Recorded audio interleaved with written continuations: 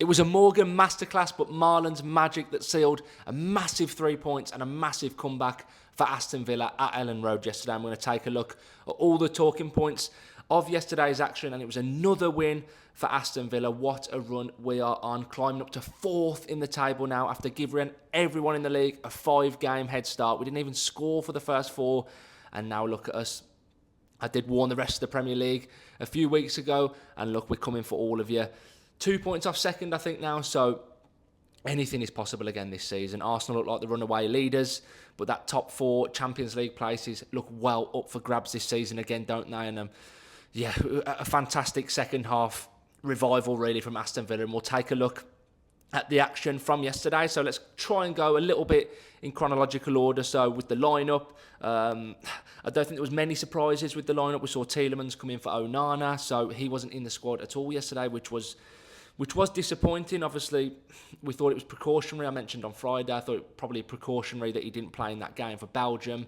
But look, it obviously is a little bit more serious than that. He was left out of the squad completely. I haven't seen too much, or did I say much about it? I haven't seen that personally. So fingers crossed he will be back for Thursday with the visit of young boys. But again, Villa are well stacked in that midfield area, aren't we? And we've had to be. We've had so many injuries in the midfield over the last season and a half.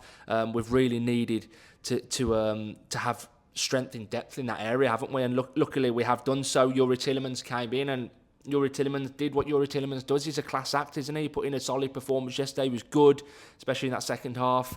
When Villa really upped their game, he was solid in there. The defence remained the same. Obviously, we saw Luca Dean depart at half-time for Ian Maatsen. I think that was a good change. I do think Ian Maatsen should be used more. Yesterday is probably a game he should start. I think Unai does need to trust him a little bit more, and Luca Dean didn't have a great first half. Not that anyone did for Villa, but it was good to see Maatsen get some minutes. I thought he was decent. He didn't have a brilliant, inspiring sort of performance like Daniel Malen did to change the game, but I thought he offered something a little bit more for Villa down that left-hand side. Rest of the lineup, obviously John McGinn did start. I was questioning whether he would start with the week he'd had. He'd had a very busy week with Scotland. It looked like they'd been on the beers as well after the game. I don't think John McGinn would have been too hungover in the following days. He's a true professional. He knows with Unai Emery he's not going to be able to get away with that. But it was a big week for him. I thought he might start on the bench for this one, but he didn't. He started, and wow, his afternoon just consisted of following Rob Jones, the referee, around, didn't it? Them two were at each other pretty much all afternoon until McGinn departed on the 68th minute. Them two were really at each other. It was quite comical, actually. But he just wasn't giving him anything in that first half, was he, Rob Jones, who, let's touch on it now, he was absolutely dreadful yesterday. We'll get into some of the decisions there, but he was giving fouls for nothing, then he was letting things go that were clear fouls. It was bizarre refereeing. I thought he kind of lost control of the game at times, and he was awful, as the officiating was as a whole yesterday. But yeah, it was quite comical to see McGinn in his ear every 2 minutes, wasn't it? Every time the whistle was blown, and the Leeds fans certainly give McGinn a nice welcome to Elland Road, don't they? They always seem to go after a couple of the Villa kind of cult heroes, don't they? Like Tyrone Mings used to get a lot of stick up there, didn't he? And now John McGinn. Similar when you get to like Wolves, places like that, they seem to... clubs that don't like us for one reason or another, and they seem to go after our probably most popular players, don't they? So John McGinn was given a nice welcome from the Leeds fans, but it was them who were silenced in the end, weren't they? Buendia got a start again. He departed at half-time too. Wasn't really his afternoon, was it? Daniel Malen was the man. That really changed the game for me, but we'll get into that at half-time. Morgan Rogers and Ollie Watkins. Morgan Rogers, we'll get into him. He was the man of the match yesterday, wasn't he, with 2 stunning goals. Ollie Watkins, it was another frustrating afternoon for him, wasn't it? Again, no goals. He did come close yesterday with that strike from the edge of the box, which was a brilliant hit, and it was kind of an instinct hit, wasn't it? What he needs to get back to doing, just not overthinking things. The ball came to him. I don't think I've ever recalled seeing him score from outside the box. Maybe that one against Brighton in Gerrard's first game springs to mind, but he really whipped that one, and I was off my seat waiting for that to nestle into the back of the net, but it just drifted past the post. But it was a good effort, and it was a good shot, and it was a sign of a confident player, but he's obviously not.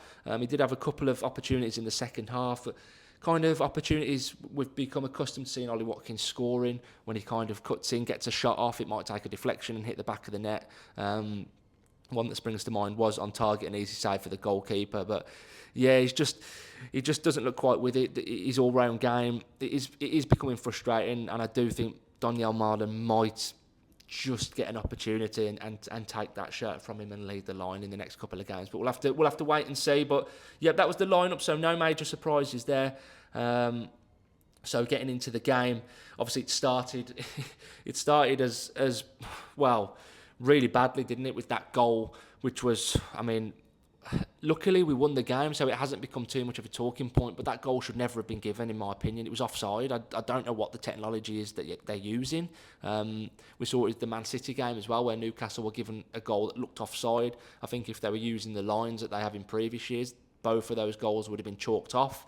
Also, it seems to have changed the rule. If you look at the actual rule in the FA, that the FA literally have put out, it says that the arm was not considered or something like that, and it was his elbow that played him onside in the graphic that they shown. So, but you look at his foot looks offside. It's a bizarre, not decision from VAR, or it's hard to blame them, because I suppose they're just going by what the technology says. But it's like the rule seems to be unclear. Does it just change every week?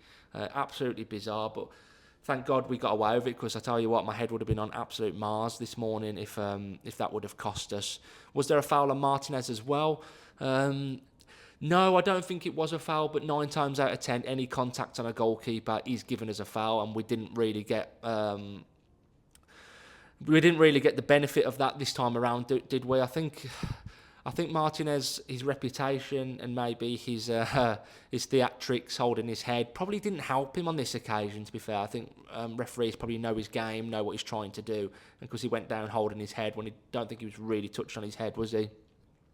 Probably didn't help those in VAR back his corner. So I don't really have a problem with that. The contact, it was more the offside for me. It was clearly offside. I mean, it just takes the eye test to look at that. I know they're going by the technology, that's fair enough, but the technology needs looking at. We saw it with the Man City game the day before. It just looked offside, and to me, that goal shouldn't have stood. But the rest of the half it went to Leeds, really. I thought they were pretty good in that first half, without really forcing Martinez into any brilliant saves that I recall in that first half. He did in the second half, didn't he? But yeah, they were good, and they might have felt like they could have had another goal, but Villa hung in there. Like I say, we had that effort from Ollie Watkins, didn't we? Which just drifted past, but Matty Cash dragged one just wide. There wasn't much from Villa. It was very scatty first half. I know conditions weren't great. It was tipping it down, bucketing down with rain, wasn't it? But Villa just looked a little bit disjointed, a little bit all over the gaff in that first half, and I was pretty relieved to get to half time with it being 1. Although, like I say, we could have levelled up with that Watkins chance, but I think we probably took that in the end, the 1-0, and get them back in, and Unai sorted out half time, and that he did. It was inspired substitutes by Unai Emery that for me won us the game. Yes, Morgan Rogers will take the headlines, but that Donyell Malen cameo in the second half, I thought, is what flipped the game on its head, and his influence and assist for that goal from Morgan Rogers to level the scoring was crucial just after half time as well. It's such an important time to score. I think if you scored just before half time or just after half time, those are goals that can really flip a game on its head, and that's really what happened yesterday. And Villa really needed it, and it did spring us into life, didn't it? It was good work by Matty Cash, give the ball to Malen, and it was a great fizzed ball into the box, and the finish from Morgan Rogers. I think this one will go under the radar, especially with this free kick that he put away soon after. A really good finish, probably a lot harder than it looks. I think a lot of you probably watching will have played a lot of football as well. I think we can all appreciate what a great finish that was, and just to flick it past and to place it into that corner was fantastic. And Morgan Rogers is really looking like the Morgan Rogers we know and love again, and I was really pleased from yesterday, because he's took a little bit of stick over the last couple of weeks with this whole Jude Bellingham saga and trying to compare one to the other.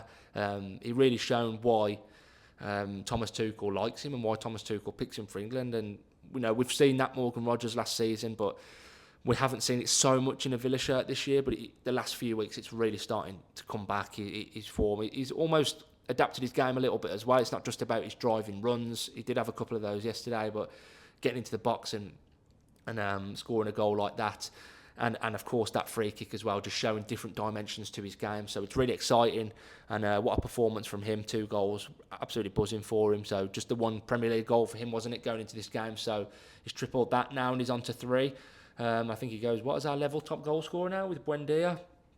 But yeah, that was the moment for me that really flipped the game on its head. Obviously, like we mentioned at the start here, Maatsen come on for Dean. It just offered Villa a little bit more width because we wasn't really getting at their fullbacks, and I think they were giving us they were giving us a bit of encouragement to do so, weren't they? And I think Unai Emery spotted that, and he utilised it in the second half, and we did, didn't we? And obviously we got down wide on that right hand side and got the ball in for Rodgers to finish that one off. And yeah, I think it was Villa from there. There was moments of chaos, wasn't there, in that game just after that goal? It was end to end. The ball, it was just like a game of basketball at times. But the game settled down, and Villa really started to. We had a few opportunities. McGinn had one. Watkins had one. It felt like Villa were gonna. I think I said it just before the game on the live stream I was doing. I thought Villa looked like we're going to nick this. It was become accustomed to what we're seeing, especially with an Unai Emery Aston Villa away performance, particularly that of a couple of years ago when we finished 4th. Just nicking games and our quality shining through, hanging on in there, riding the storm and nicking it, and that's what we did yesterday. I do think we deserved it. I do. I don't think Leeds. People will say, oh, it's only Leeds, this, that and the other, and yes, they're in the bottom 3, but Elland Road for me is always going to be a tough game. It's a big atmosphere, it's a tough place to go, and they were good in that first half, so it was a really hard-fought comeback, hard-fought victory, and massive 3 points. And as I say, I do think Villa deserved it in the end. It was that free kick, wasn't it? A free kick we're becoming accustomed to seeing, that knuckleball technique, Cristiano Ronaldo-esque. Buendia, wasn't it, last time against Bournemouth? He had an opportunity to recreate that, didn't he? In the first half, we had a free kick in a similar position. He tried that technique again, but he did blaze it over. But it was Morgan Rodgers' turn in the second half, and he put it away, didn't he? It was a fantastic technique to just dip it over the wall and into the back of the net. A lot of fingers will be pointed at the goalkeeper, and immediately you do look at it, it looks like it goes pretty central, and the goalkeeper was rooted to the ground, wasn't he? He looked stuck in the mud, but yeah, I'd probably be a little bit frustrated if that was my goalkeeper, but when it's that close to goal, the keeper doesn't see the ball till it literally comes over that wall. And it's almost like the only technique between that or putting under the wall, where from that close proximity, you can score, because to try and get it up and down in that time by using that usual technique where you would try and whip it over the wall, it's just not going to come down in time. So the keeper probably doesn't see it till last second, and by that point, he's just rooted to his spot. So I wouldn't want to do Morgan Rodgers any discredit with that, because that technique is so difficult. I think some people watching, some pundits and whatnot, well, not pundits in particular, but some just football fans that probably haven't played football that much, underestimate how difficult that technique is. That is a really hard craft to master, and Villa look like they're doing it. He ran over to Austin McPhee, didn't he, to celebrate, give him a high five. So the credit goes to McPhee. He's obviously been working on that with them. Roger said in his post-game interview that Buendia is a lot better at it than him, but it came off for Rodgers yesterday. So he's thrown his name into the ring, isn't he? So he'll be lining up to take the next one, I'm sure, as well, won't he? He'll be wanting to take it. But yeah, brilliant moment. I was really pleased for Rodgers yesterday. It was 2 moments of magic from him that won us the game in the end, wasn't it? And bit of drama straight after that goal, wasn't there? We were all singing "Leeds are falling apart" again. You could hear the Villa fans singing it. I was singing it on the live stream, and the ball goes straight in the back of the net, the other end, and it was just like, oh my God, classic Villa. This is absolutely textbook classic Villa. We've conceded seconds after we've just taken the lead. Unbelievable. Dan James, who caused a bit of trouble for us, to be fair, and he is someone that's caused us trouble in the past. It was a good run by him. I thought he'd scored it himself, but it went off Dominic Calvert-Lewin, didn't it? Off his arm, and it was a clear handball, and it was an easy one to spot for VAR, who still took their time, didn't they? Calvert-Lewin tried to protest it. It was quite comical seeing Kamara and Tielemans' reaction to him trying to pretend that it didn't touch his arm. I mean, it obviously did. There's so many cameras, I don't know how he thought he was going to get away with it. But the reaction from Tielemans and Kamara was quite funny, and Martinez leaning in, trying to hear the the referee's earpiece was funny as well. So luckily that goal, well, say luckily, it was rightly ruled out, but it was a close call for Villa, wasn't it? A little bit of a lack of concentration in that moment that led to Leeds potentially getting an opportunity to equalise, and thankfully we just about got away with that one in the end, didn't we?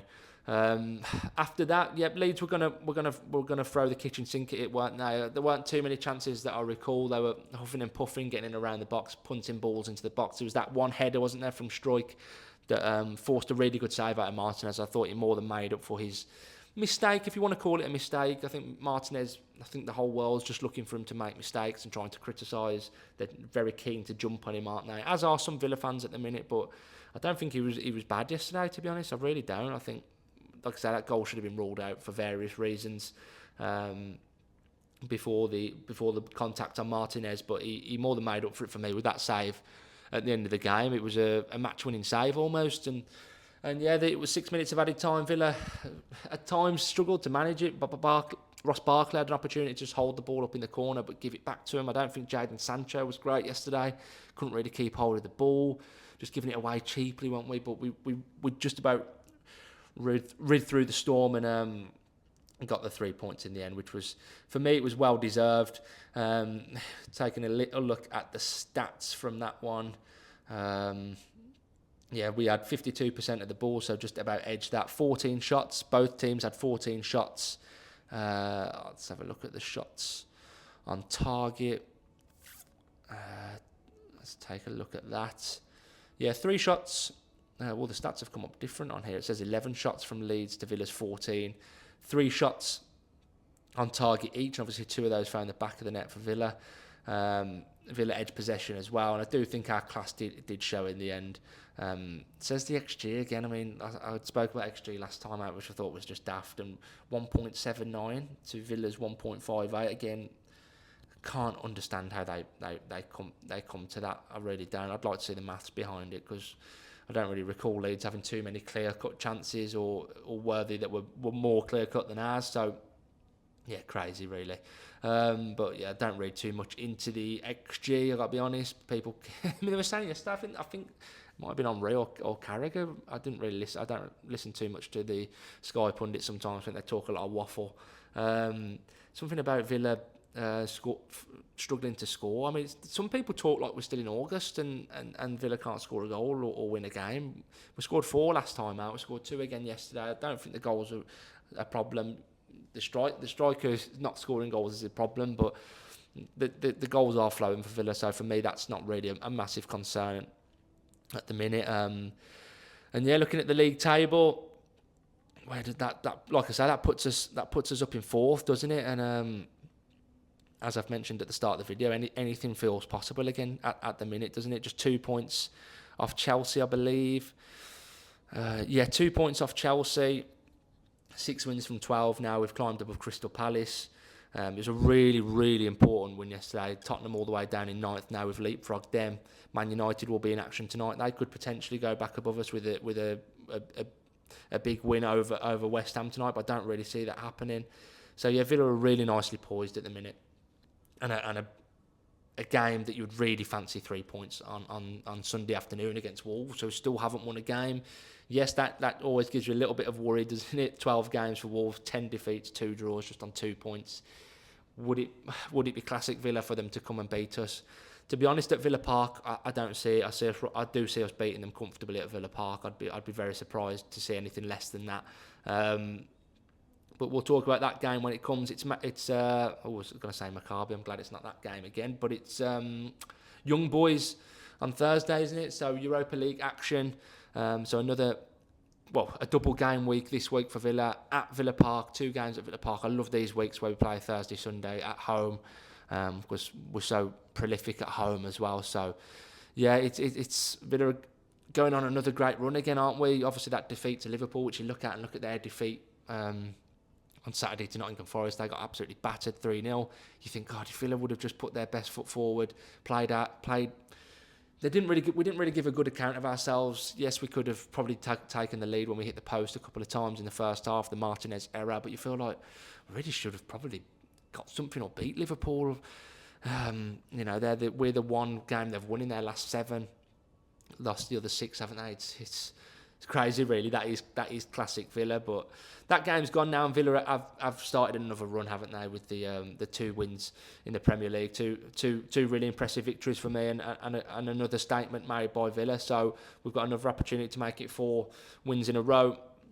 By beating Young Boys on Thursday, which is a game you definitely expect us to win, and then of course on Sunday against Wolves, another game you'd expect to win, and then we enter a slightly tougher patch of fixtures there, don't we? I think it's Brighton away, Arsenal at home, Basel away in the Europa League, West Ham away, Man United at home before Christmas. So it's a tough run of fixtures, but as we've seen with Villa, we can beat absolutely anyone, especially at home. We've beat Man City, we've beat Tottenham away, so we've beat some good sides already this season, so I don't fear anyone really. So bring it on, really exciting times, and really Villa are seriously back, aren't they? And a lot was said at the start of the season. There was a lot of panic, there was a lot of meltdown, of course, and it was right to do so. A lot of people were very quick to jump on us, calling us stale. They've gone very quiet now, haven't they? Because Villa are well and truly back, and it's a good opportunity with the standard of some of the other teams this season. Liverpool looking like they're having a massive drop off. It's a great opportunity to get into the Champions League. Obviously 2 avenues for that for Villa this season. We really need to seize that opportunity and clinch that 4th spot, don't we? So yeah, we'll leave it there today, guys. Again, thanks as always if you've made it this far. Leave a comment below on what you thought of the game yesterday and your thoughts ahead of a double game week at Villa Park. So as always, guys, we'll end it with a big up the Villa.